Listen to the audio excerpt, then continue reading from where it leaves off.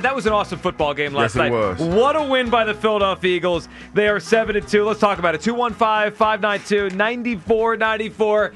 Hugh, the Eagles win a low-scoring defensive battle that made me feel like I was back in the late 90s. I was glued to my TV. That was an awesome NFC contender football game. Good morning, Hugh. Good morning, Joe. Good morning, Philadelphia. Hey, you know what? I watched that game last night, and you know what I came to the conclusion? That defense is a necessity. Like that He's was back! That was an old school football game last night, man. I was sitting there watching that game and my shoulders were hurting.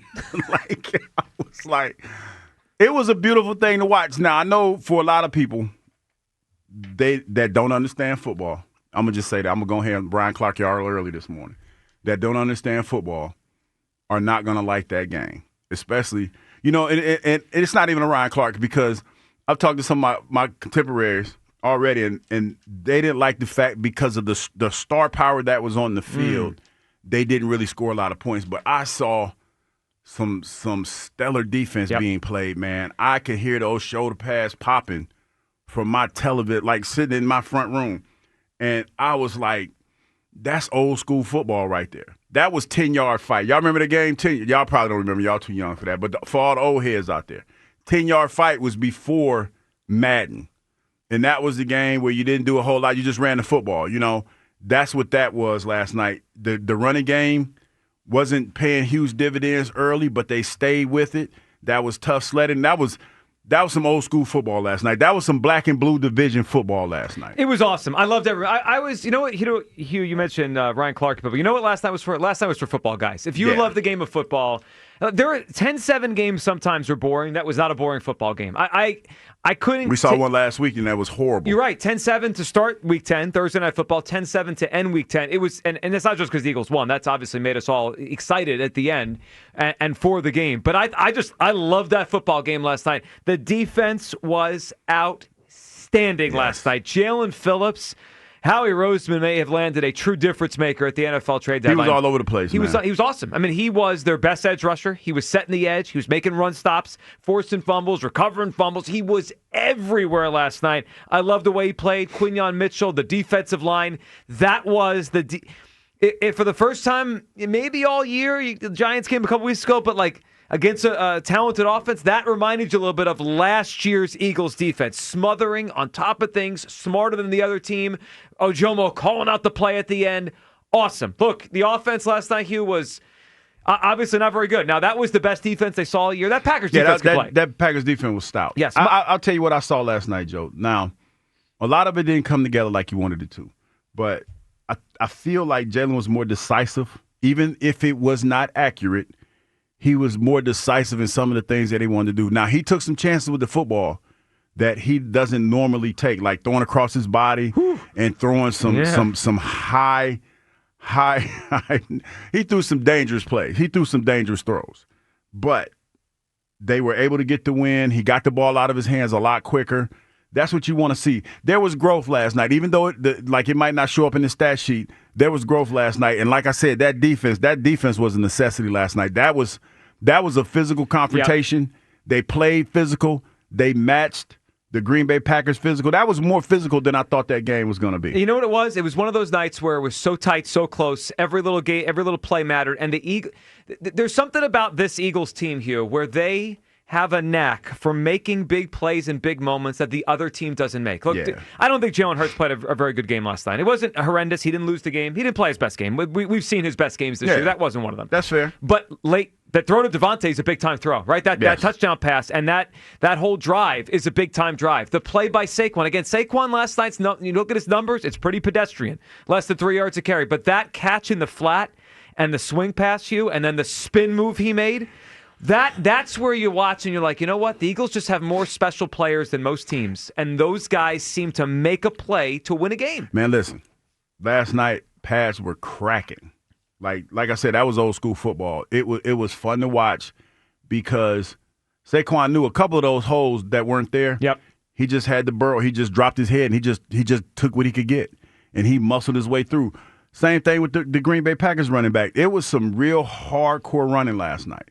hardcore. I used the right word or the right phrase, black and blue. It was an awesome game. The Eagles came to play last night, and in the grand scheme of things, it's a huge victory. They put up the graphic before the game on the chances to be the number one seed, which really, if we want to get back to the Super Bowl, we're on the road again, we want to go to Santa Clara. Hugh, the number one seed is the way to do it, right? Home field advantage, one less playoff game. It's a huge advantage.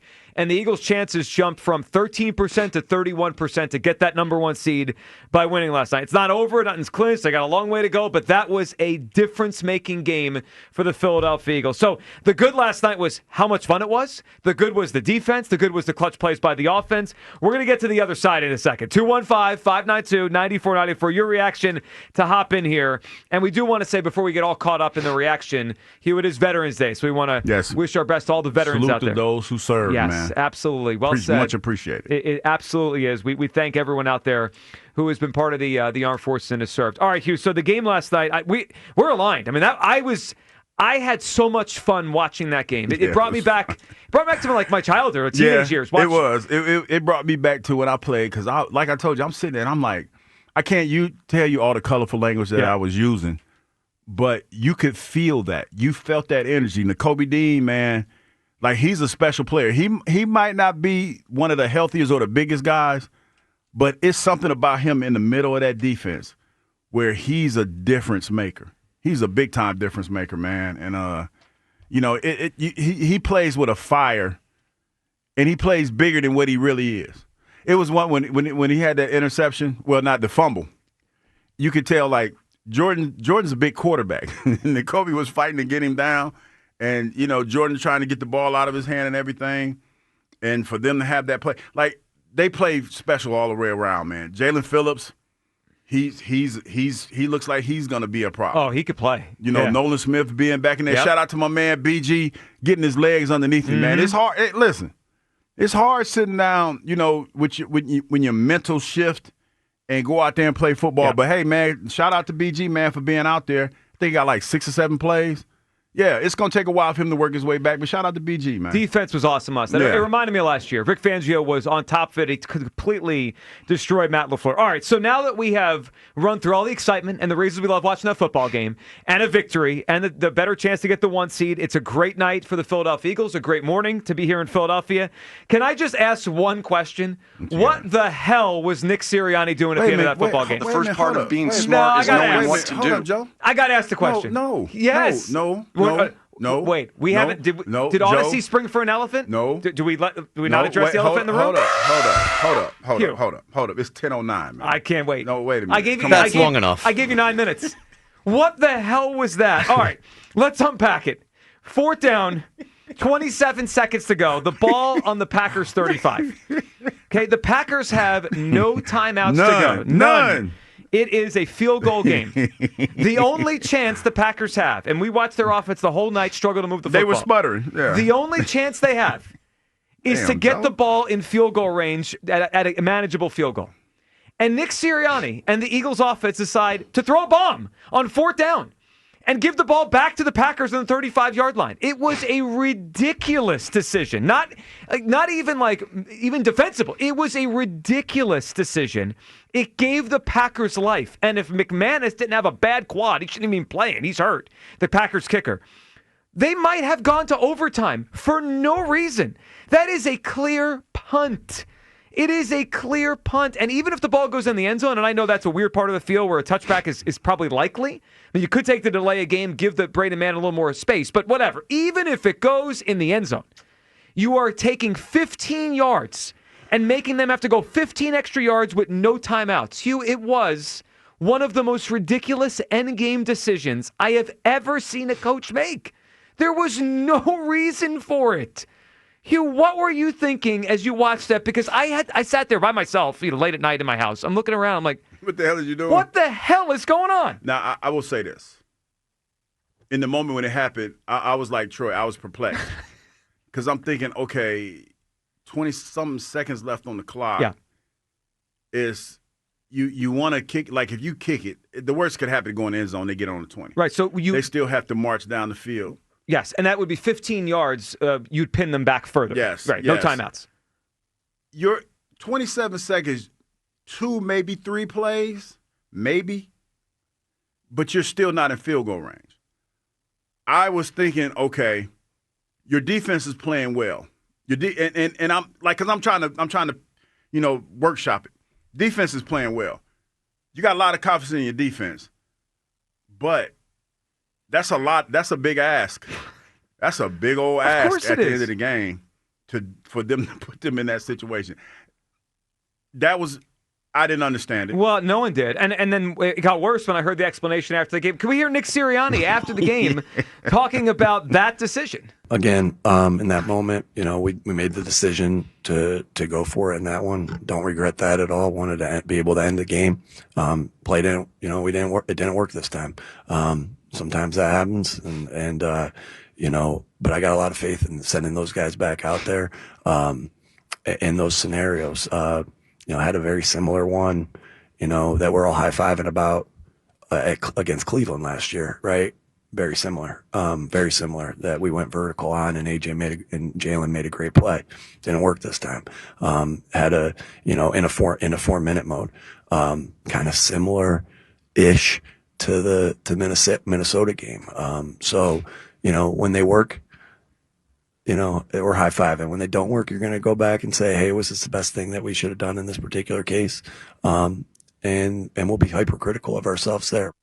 All right, let me quickly take everyone through what he's referencing there, because he tried to explain this away, and I'm like, what are you talking about? I don't remember those situations. What do you mean? So he mentioned they had a similar situation against Cleveland last year. No, they were up 20-16, 2-minute warning, 2nd and 11 on the 48, and they threw a bomb, caught, and they were able to take the knees and end the game. 2nd and 11 is not the same as 4th down when they have no timeouts left with 20-something seconds to go. He misremembered. Well, yeah, I guess he did. Well, we could go back and look. He also referenced the game against Minnesota a couple weeks ago. That was a 3rd and 9 with on the 44-yard line with 1:44 to go. Again, trying to ice the game. This is a 4th down play. The only hope they have is to get in field goal range, and you gave them extra field position for no reason. I mean, that was a ridiculous thought. Ray Didinger said it very well this morning on the morning show as he reacted to the win and that decision by Nick Sirianni. What was it Voltaire said? Common sense isn't that common? I think that was a case of that. I mean, there is no decision. You punt it, and you make them drive the long field against a defense they haven't been able to beat all night. I mean, that's what you do. Totally. I don't. Look, I don't care how many times Nick tries to explain this, and I don't care how many different ways he tries to explain this. It was a dumb decision. I mean, completely well said by Ray Didinger. He could try to give me 50 games he's coached where he's had similar situations. 1, I don't even think it's true. 2, no, it was ridiculous. All right, your reaction, everything last night, 215-592-9494. Was it an enjoyable win? It was for me. It was for Hugh. I'm glad to have Hugh Douglas back. It's been years since this guy appreciated defense. He now does. And your take? I appreciated that last night. That was fun to watch. Isn't it nice to be back? That was fun to watch. It was fun to watch Jalen Phillips go out there and do his thing. It was fun to watch Nakobe Dean play that old school linebacker. Nakobe, if you listen, he just looks so like he looks like Mighty Mouse or somebody, but because he's out there, he's not the biggest guy, but he's creating havoc. He's a player. And it was great to see, man. That was some old school football last night. The Pads was singing last night, and it was cold. It is nice to have a football player back on the show. We missed you. All right, I'm glad that Hugh gets to stay in the Eagles Hall of Fame. I know. We can start giving him his sacks back. You know what? We should present him. Maybe I tell you, we'll wrap them like for a Christmas gift. Yeah. We'll give you your sacks back. That was fun to watch, man. That's what football's about. Yes. Like all that high scoring and all the other good stuff. Nah. That's the kind of football games I like to watch. Until there were 27 seconds left and we decided to go for the 4th down. then I don't know what the hell that was. All right, 215-592-9494 for your reaction at all, including the Sirianni decision to go for the 4th down. Kyle, what are you feeling this morning as the Eagles get to 7-2? So I also really enjoyed the game. And I went into yesterday saying, I said it was a must-win. Get the win by whatever means necessary. So I didn't need it to look pretty. That wasn't a style point spot right there. You had a desperate Packers team, who is good, by the way. While overrated, they are still a tough, a good football team. That defense probably going to end up being the best defense that we see all season long. I agree. You're on the road, and what's historically a tough place to play. It's Lambeau Field. It's prime time. It's cold. That's a huge win. I don't care what the score is. Holding the Packers to 7 points was awesome. And granted, the offense shot themselves in the foot a lot of times. I didn't think Hurts had his best game. Sirianni didn't have his best game. Kevin Patullo didn't have his best game. But, man, you take it. A win is a win. And I almost, I I love watching football games where when my defense is on the field, I'm excited because I expect them to make a play. And Jalen Phillips, like, man, it really feels like how he did it again with the Jalen Phillips thing. Yep. That dude plays with his hair on fire. Nolan Smith back, like, he's so violent off the edge. I just love watching Nolan Smith play. It feels good to have a defensive line that feels dominant again. So I was just happy to get the win until, like you said, where I was wondering at a certain point if it was going to be my last night on earth when I choked when Nick Sirianni kept the offense out there on the field at the end of the game. It's an indefensible decision, and I really pray today that nobody tries to defend that lunacy. Well, it's indefensible. At the end of the game. It's indefensible. It made no sense. I cannot, I still can't wrap my head around it. There was one way for the Packers to get that game to overtime. One, and that was to give them a shot at a field goal. And again, I understand it's a weird part of the field, and it's probably going to be a touchback. It's tough to get the pin there and the ball not bounce in the end zone. Those 15 yards would have been crucial. They got a field goal attempt off because of where the Eagles gave them the football.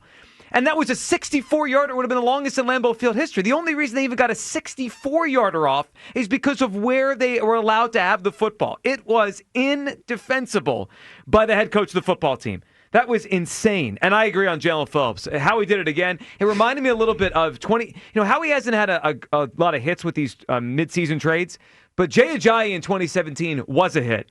And I remember Jay Ajayi's first primetime game on the road in Dallas. He had like a 71-yard rush. He ran for 90-something yards, and it was like, man, this guy's going to help. Like, this is a big difference maker on the road to winning a championship. And I felt that last night watching Jalen Phillips. Let's get everyone's reaction. 215-592-9490 for the Eagles are the number one seed right now in the NFC thanks to a win last night.